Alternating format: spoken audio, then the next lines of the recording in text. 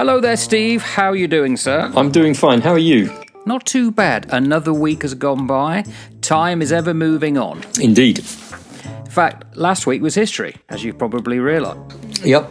Do you know what the difference is between a good joke and a bad joke about history? Timing. Well done. Thank you very much. Yeah, listen, interesting thing. We had a comment recently from a geezer who was talking about, on the episode we talked about history, if it's really taught bad, then we've got no future. And he says the following. It's quite a big run-up here, so I do apologise. He's talking about the inevitable march of progress. He left school in the 2000s, and I'm going to quote from him. He said, "It seems to have been my parents' generation's biggest takeaway from their study of history, the inevitable march of progress. The idea that people in the past were more stupid, less knowledgeable, far less capable than we, who are with our modern technological progress. So, essentially, don't worry about preserving things. Everything will be better in the future. So books are thrown away because it's on the internet. Well-made and cared-for mechanical equipment is dumped and replaced with cheap electronic junk without even a bit of nostalgia because it's old." And he goes on about the relevance of the moderns. But this is the key, and this is what I think could be the basis of this conversation. "Slowly," he said, "we are exchanging our heritage for convenience and novelty, little realizing that the grand new world of the future is for tenants, not citizens. And they don't even realise that it's all happened before." Yes, some nice observations in that comment, I think. I do believe that what has been pointed out is actually right. We are giving away our birthright, and it is being done very, very slowly.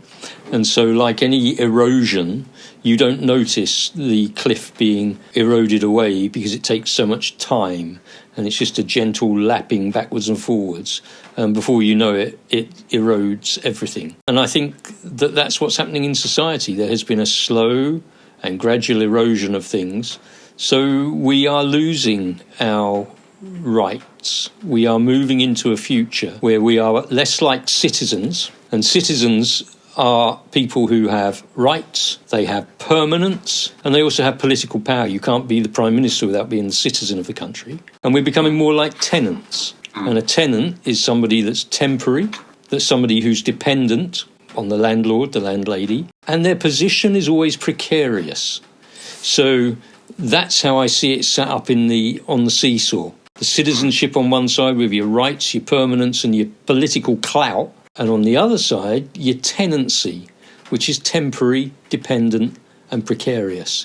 And that then means, as we move into this brave new world of the future, we are just giving away everything that sits under that citizen side of the seesaw, and we don't even know it. I would agree with that.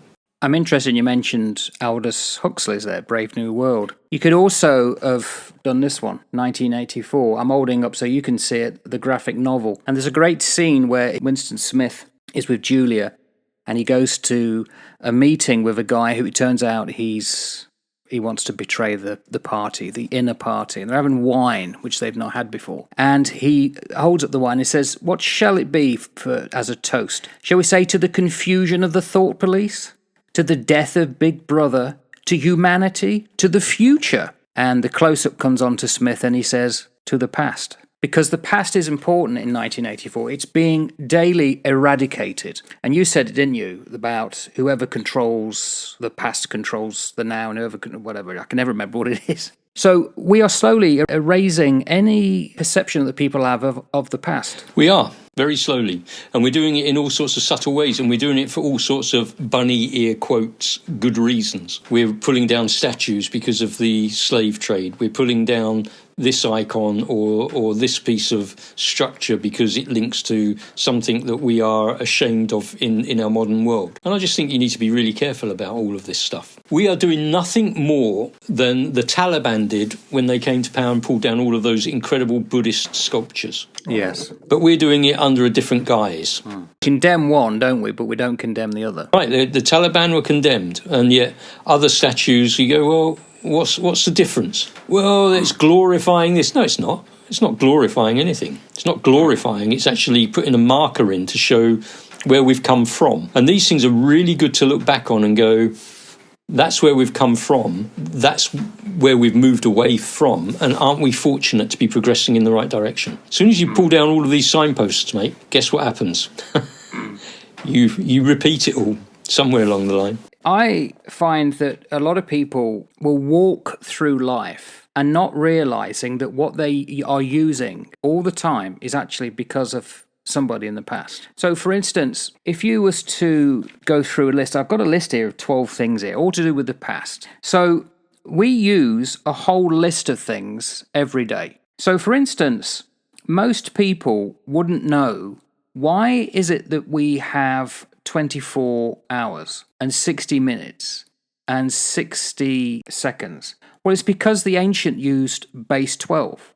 We've gone through this before, not base 10. We've now, because we think base 10 is the way we should count, we look at the clock and we don't quite understand, why is it then these odd numbers? And we never think about it. People say, oh, it's just there. And it's like it's erased from their memory as to why that might be. They don't get that link. The other one is the days of the week. Most people will not know in English the origin of the names of the days of the week. So that's a thing from the past that is here, but people just blindly ignore. As is the days of the month. I'll quickly go through the list. You may want to talk about them. DNA. The people in the past affect us the way we look. So you can't say that you can turn away and ignore the past. Just look in the mirror. You can't escape the past, mate. It's contained within you. Exactly. And the fact that I'm looking where you are, on the wall, there is, I think it's a photograph, but it's using paper. Paper is a past invention. It's not new. Likewise, concrete, clocks, makeup, the wheel, cartography, the number 0, books, roads, and mathematics. And yet, all these things are being used every day. And the irony is that if that guy's correct, people have been brainwashed into not questioning where they're from, because some come from countries people don't want to admit. And therefore, they just blanket everything. Oh, that's not important. And I think it's a shame. It's a huge shame. When we grave rob the past, we remove the riches of the past and we do not bring them into the future. We don't seed them into the future. We nullify the past and we don't lift from the past all of the good stuff that we could put into the future. When we lose the richness that we have in the past, we fail to capture the wisdom of it. We fail to capture the relevance of it. And we become a very one-dimensional sort of people. We lose the richness that makes us who we are. I think that we just need to be very, very careful what we give away. And I'd say this is about becoming tenants instead of citizens, right? Yeah, and it's because we rob ourselves of ourselves. So if you think about it, if you manage to get people not to consider the past or to deride the past, belittle the past, in a way what you're creating is gullibility. You're saying you don't need to know about that. We're now going to tell you what really matters. And if you don't have that curiosity to find out, well, what did our past forebears think? Is this the same that I have to think? You are then going down a very dangerous road. You know, it's the old saying is those who do not study the past are doomed to repeat it. And there are media platforms that, I don't know if it's unknowingly or it's become kind of hijacked by some people, but it's almost as though everything is designed for you to only focus on the stupidity of now. Someone falling over, there's a cat. Don't think about the past. Just think about now. Don't even look over there because we're doing something. Don't look that way. No, over here. Squirrel. It's almost relentless. If you was to write a book in, say, the 1920s and 30s, could you come up with a mechanism to completely distract people from thinking where they are and where they come from? I think we've invented it. I think we've arrived. Welcome to the future. Yeah, we have arrived. We have arrived at that point, most definitely. And we are creating a completely different style type of people that are coming into this world. People who are going to be satisfied with maybe not owning a little plot of land, maybe not owning their own house. They're going to be satisfied with all of that. They're going to be satisfied with loss of political agency. So as we start to see economic and technology and technological systems start to go beyond national borders, then individuals have got much less say in shaping those systems that govern their lives because they transcend the national border. And so citizenship itself, which is actually about, like I said at the beginning, your rights, your permanence and your political clout, actually becomes nothing more than a symbol. It becomes symbolic rather than functional. And real power then begins to lie with corporate faces, landlords, platform providers, financial institutions. And we see this played out, don't we? So this loss of political agency, and we're giving it away all the time. Well, it depends who we're giving it away to. People we don't know. People that don't have a political gender on the hustings. One of the common things that's being said in America right now is that we didn't vote for this. So effectively, what you give away also is recognizing that things are being eroded. If you don't study the past, there's one right now. Again, I don't want to reference the States. We don't live in the States, but it's something that potentially a lot of people listening will know about. Martin Luther King fought for a system, and it's got this unique phrase in law that has now been stopped by the Trump administration today. So all the things that Martin Luther King fought for has now been eroded. And as he signed it, there's this little video where some guy comes from the left, hands over this booklet, explains to him what it is. Trump hasn't got an idea. It's, oh yeah, okay, let's get rid of that then. He doesn't know what he's signing. But what is being signed away are effectively the bedrocks that the civil rights movement it managed to get into law. And they didn't say that. They just came up with this, this is getting rid of anti-woke, anti-egalitarian kind of structures. And I thought, yeah, that's the problem. When you don't know the past, people aren't going to pick that up. We're not going to support or fight or defend rights that we may have but not realise. Yeah, that's right. And when things are couched in a certain way, you don't realise often what you're signing over. You don't realise what you actually are giving away. The other point that I thought about here, and I've touched on, is permanent insecurity. That a tenant is always insecure. Their position is always tenuous. Tenants can be evicted. And people today, I think, are living in economic insecurity, whether that's with their jobs, whether it's with their homes. Services are often temporary, they're unstable, and they're often conditional. You will only get this if you have this, or do that. And so it's almost like you're no longer being empowered to own your own future. What you're being told is actually you can't own your own future anymore. You rent it month by month, week by week, constant threat of removal if you can't pay. So there's a sense of permanent insecurity being played in, I think, in this brave new world. Well, they're doing that right now in some places with your citizenship. They are now deporting people who have been naturalised in certain countries, saying, you're not wanted here. There's a guy on YouTube, he said, look, I came to the States as a child. I became a US citizen, but he's been told, and he's in his 30s now, he said if he was to go abroad, he may not be allowed back in. So it's like a tenant. Suddenly the landlord says, right, I want you to vacate. And some countries will say you have to have 3 months' notice. But imagine that you're given no notice and the government will not support you, or that you think this is your property, but then suddenly it isn't. You've got no ability to fight. And it seems that what we have is, and it may have been like this in the past when we were children, Steve, no one seems to be getting up and complaining and supporting people. It seems to be a very passive, sighing wind. And I think it is, because I think that what has happened with this slow erosion of society, we have made lots of little islands, whereas once upon a time we were a continent. We've seen the decline of the nation state, haven't we? And nation states, if what you're saying is right, then nation states are less able to protect their citizens from a whole globalised capital, whatever that is. And loyalty then shifts from country to the corporation, to the platforms, or to whatever community it is that they subscribe to. Because being a citizen no longer offers the same protection, welfare, same power. It just doesn't do it. And you are much more at the mercy, like a tenant is, at the mercy of a landlord or an absentee landlord.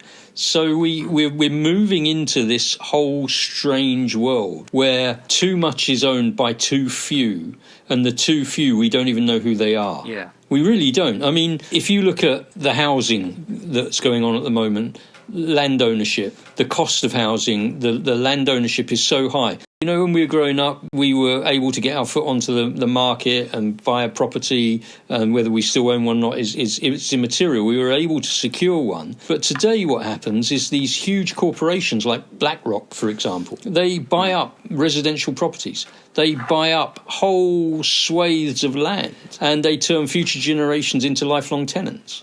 And to faceless corporations. We're slowly moving everything away from owning stuff. Was it Klaus Schwab from the WEF, where you will own nothing and you'll be happy? You will own nothing and you will be happy. And I think to myself, well, yeah, what about you lot up there? What are you going to own? Yeah, you're going to own half the world and you're going to be very happy. And you're going to tell us that we will own nothing and yet we will be happy. It's very odd. It's odd because it's willful blindness. So the comment that we started with, it re-emphasized the fact that he's talking about in the political sphere, our futures is that we have no control over our own destiny. We've become tenants in the country, not citizens. They're stripping away the citizenship idea that we only have in our head because of the past. If you study the past, you can see a slow evolution of people fighting for rights. For instance, I myself have come across recently where a company here in New Zealand has been purchased by people that have come in from another country. It's actually the States. Well, they treat people differently there because they tried to stop people having hours on a contract, not assuming or not realizing that actually New Zealand, there's laws that you can't do that, not without the agreement of the person who's working. Now, in some countries, they don't have that right. No, and in New Zealand, you can't have a 0-hour contract. You've got to have a minimum amount of hours specified. That's right. But people would want that to go. So effectively, in some countries, they're stripping those rights away, but people don't seem to cry out and complain. Where's all the uproar of all these rights being taken away? You don't see it, or it's not being reported, or I'm wrong.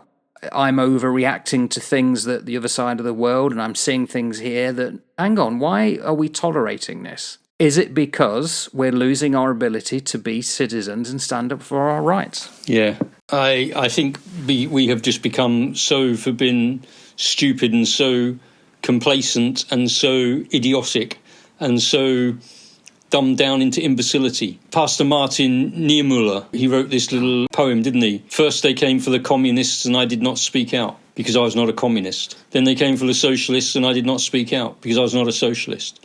Then they came for the trade unionists and I did not speak out because I was not a trade unionist. Then they came for the Jews and I did not speak out because I was not a Jew. Then they came for me and there was no one left to speak out for me. And I think that's the state that we have got ourselves into is, well, it doesn't affect me, so therefore I won't be bothered by it. Because we have become inward-looking instead of outward-looking. We have become insular instead of communal. Very few people want to live in community.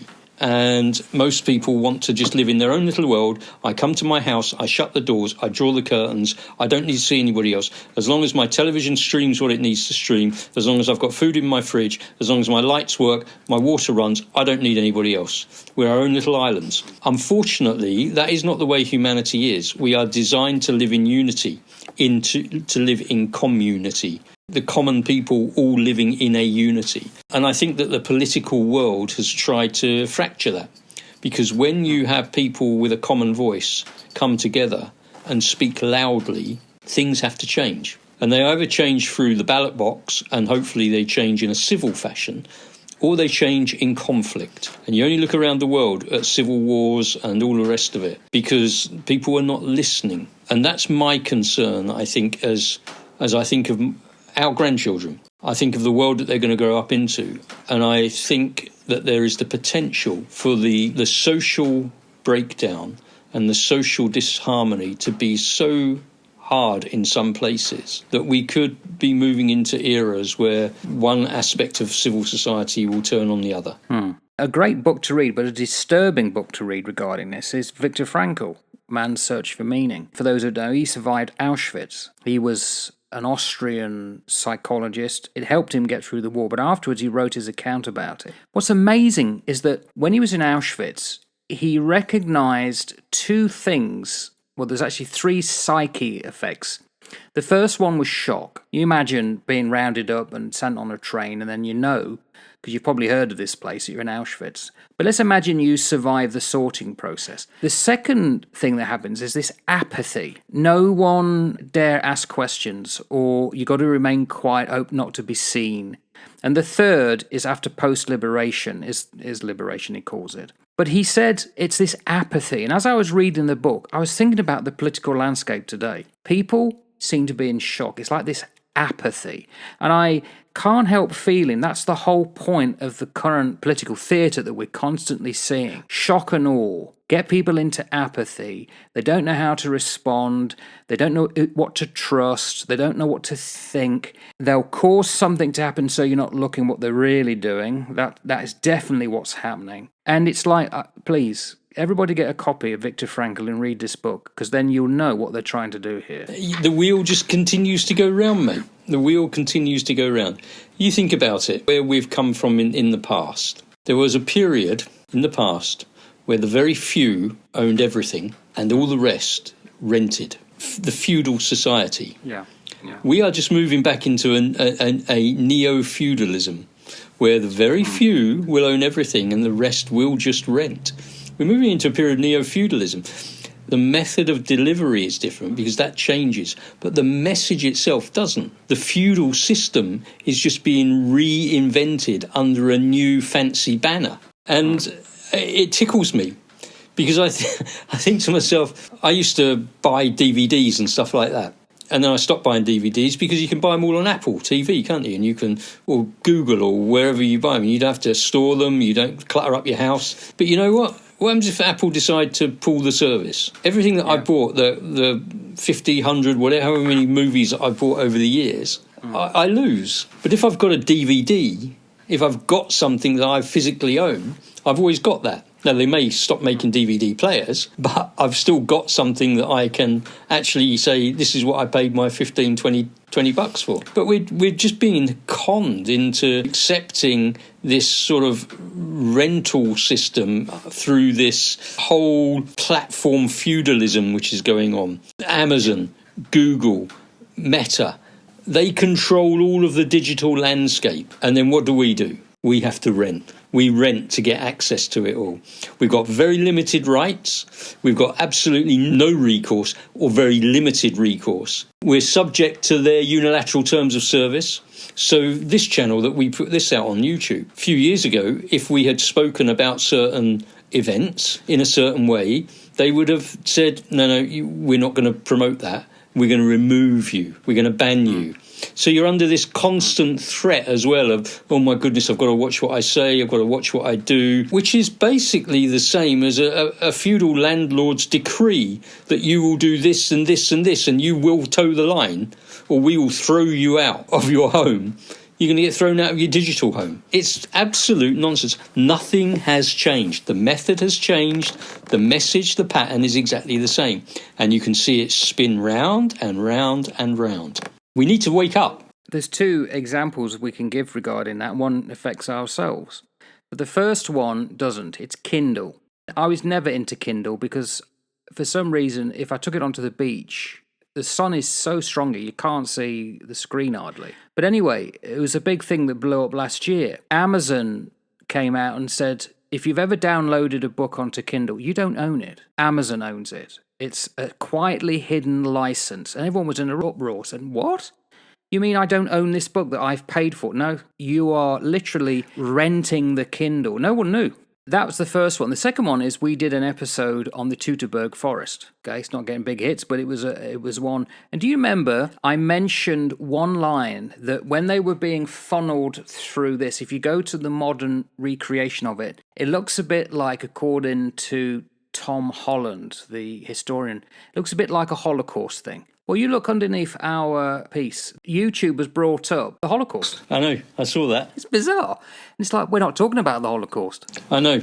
And I looked at that information warning there as to see what it was all about. I thought, why have they put Holocaust there? This was nothing to do with the Holocaust. This was about the Teutoburg Forest. This is a Roman war. We mentioned it once. Yeah. And so, again, it just goes to show that the way that these things are conducted, the potential sword of Damocles that hangs over your head with everything that you say or do, it's dreadful. It's absolutely dreadful. This is why I quite like what other platforms have done, and I've got no doubt that they've not done them for the right reasons and all the rest of it. It's all commercial, it's all money, it's all about business. But I do like the fact that where they have platforms where you just have freedom of speech and you can say what you want, whether it's hateful or whether it's not hateful or whether people are going to like it, whether they don't like it. I think that we should have the ability to do that. And obviously within the law, there are safeguards within the law already.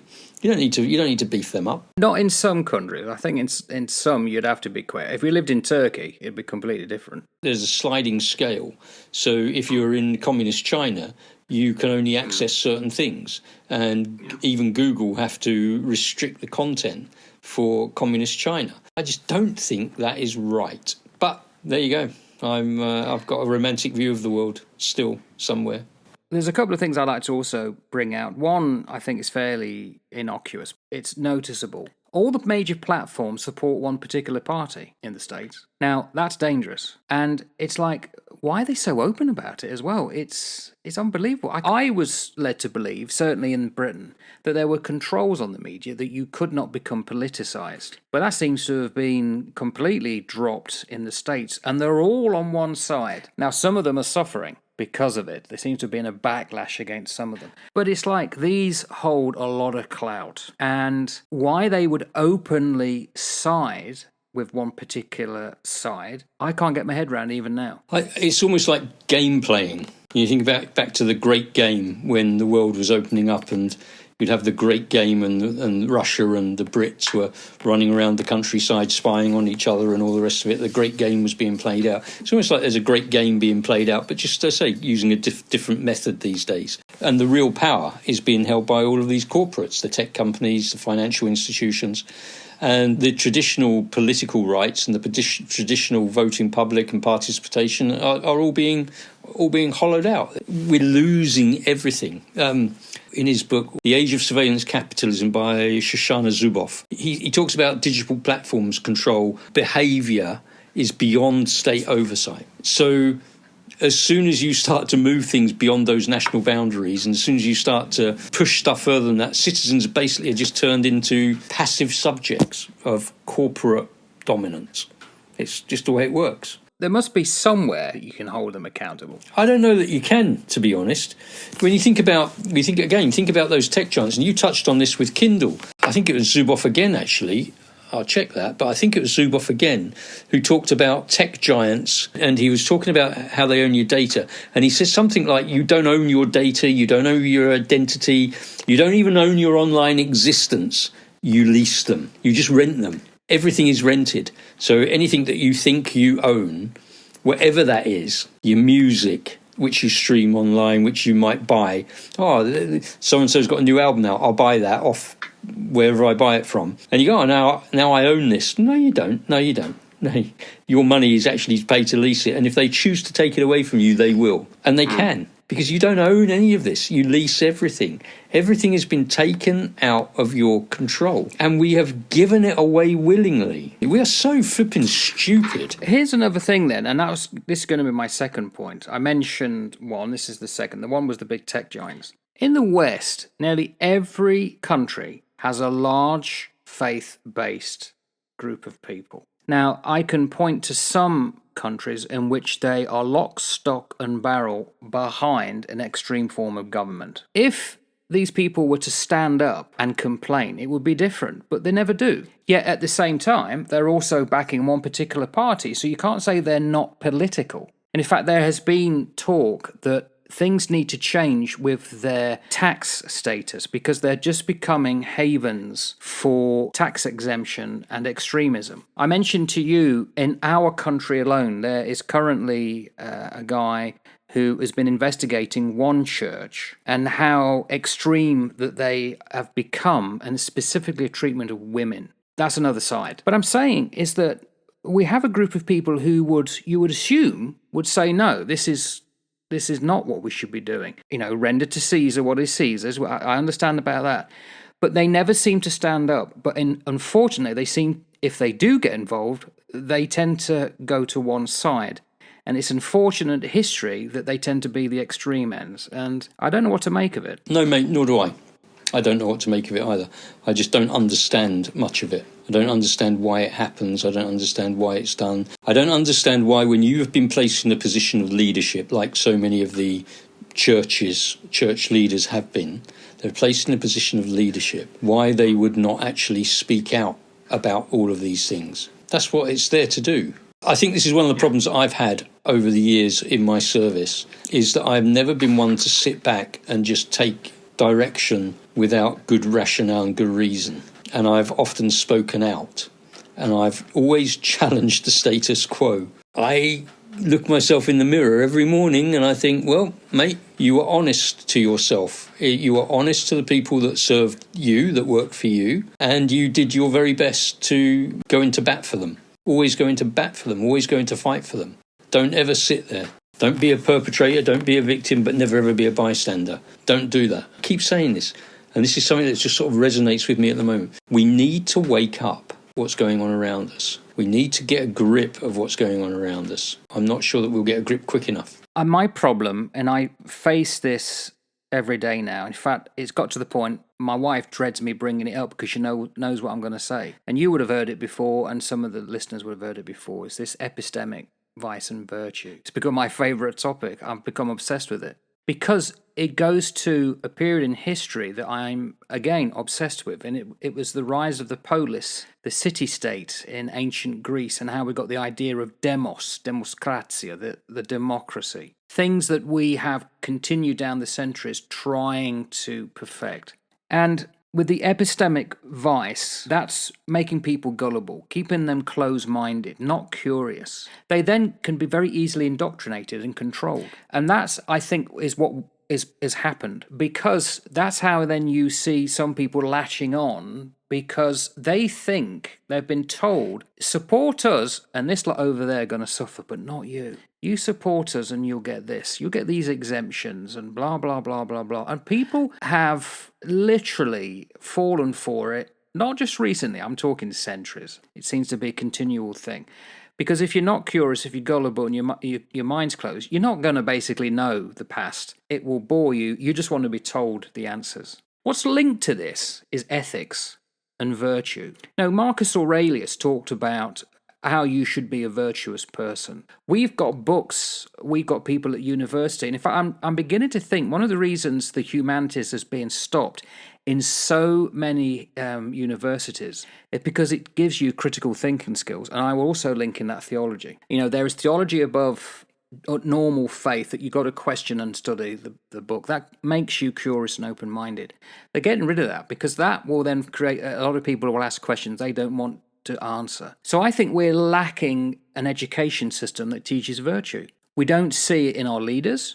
People vote for people because they don't recognise that you should have it. Yeah, they haven't got a flipping clue what they're looking for in a leader. What they're certainly not looking for is they're not looking for a leader who actually leads. They're looking for a leader who look cool, say the right sort of stuff to camera, and it doesn't really matter what they do, and they don't really care who pulls the chains in the background, who pulls what strings. And I think, like I say, we are just giving away our birthright. We're sailing it down the river, our birthright. All of the things that we believe, looking back over the years, that our forebears fought and died for, all of the stuff, we've just had Anzac Day here, you know, all of the stuff that was fought for, all of the blood that was shed in the belief that we were following some sort of noble cause, it all becomes pointless when we are so willing to trade it away for nothing. It's a bit like Esau and Jacob, isn't it? Esau giving away his birthright for a pot of soup. Yeah. Give me the hot meat, give me the hot broth, and you can have my birthright. And Jacob's like, yeah, sweet, I'll have that, mate. Thank you very much. And we're surrounded by greedy corporate people who believe on a whole that God is dead, that the material world is all there is. So therefore I'll grab as much as I can while I'm here, and I'll grab as much power as I possibly can while I'm here. And I'm all right, Jack, and the rest of you, well, you can go swivel. And the faith position of, I can't speak for every faith, but I can certainly speak from the Christian faith. The faith position of the Christian is that that's not the way it should be. We should be looking to level the playing field as much as possible for those who have been given plenty and who have been blessed with plenty, to then share that with those who have got less, and to actually do something about it and to be the difference and make a change in the world. We're strange creatures. We are strange creatures, and we cock it up. It's a catch-22. Do we stand up and fight because we recognise things need to change? Or do we need an exterior force to tell us things are to change? In that case, again, we're being manipulated. Everything should be internal, but unfortunately it's not, because we're not given those skills in the current system. I don't think people recognise it. And I can tell this because what we're talking about, for a lot of people, is alien to listen to. It's like, what are you talking about? You know, just give me another 10 minutes on Instagram and get lost. If you actually take seriously what you actually have. So if you take a serious claim to your citizenship and what that then means, as opposed to just being a tenant in the future. So if you actually really take hold of what it means to be a citizen, a member of a political community who's got rights, who's got protections, and who has a potential role in the governance of what's going on around them. So that's what a citizen allows and enables. Whereas the tenant is just a temp. They're a temporary user of the property. They're a temporary user of the systems. There's no ownership. They're completely dependent on some external authority to enable them to even access what they access. And they're subject to arbitrary removal. Yeah, vaporized. Hold on to your citizenship. You're not a tenant, and don't allow people to rob you of your right as a citizen, because the citizen actually owns their destiny. They own it. The tenant has to negotiate it on a month-by-month basis.